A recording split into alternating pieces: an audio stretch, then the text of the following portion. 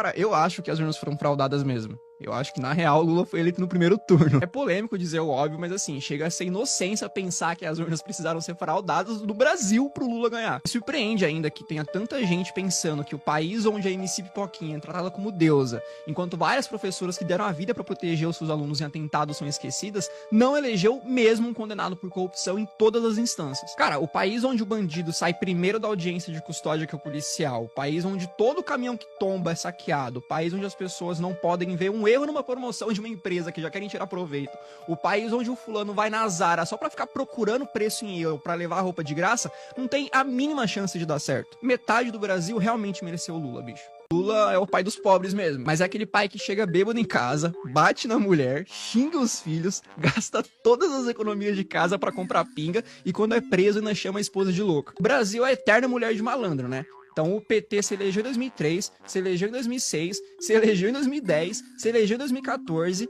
quase se elegeu em 2018, se elegeu em 2022 dizendo que mudaria o Brasil, mas o nosso país continua um dos mais pobres, um dos mais corruptos e um dos mais violentos do mundo. Assim, se isso não é síndrome de Estocolmo, eu não sei o que é, cara. Se você é um cristão de esquerda, ou você não leu Marx, ou você não leu a Bíblia. O próprio Marx, além de ser um ateu e ter construído todo o seu pensamento através do materialismo e do ateísmo, dizia que a religião era o ópio do povo. O socialismo tem essa ideia, né?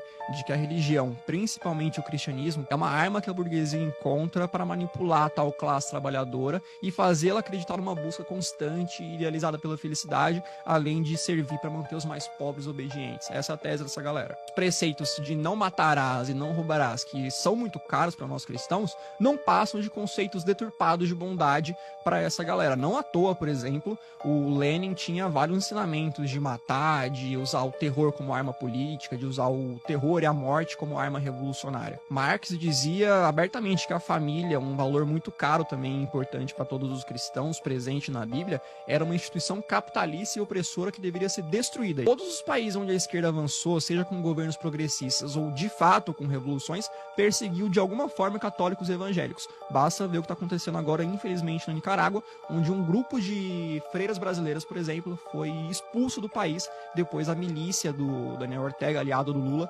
entrar invadindo e destruindo a igreja delas. Além de não fazer sentido ser cristão e socialista por causa da própria teoria marxista, também não faz sentido ser cristão e socialista pela própria prática. Jesus pregava ali a caridade voluntária, não a tomada forçada da propriedade alheia. O jovem militante de esquerda é o exemplo vivo do porquê que eu defendo tanto o ensino de qualidade sem viés ideológico na sala de aula. Porque, mano, pensa comigo.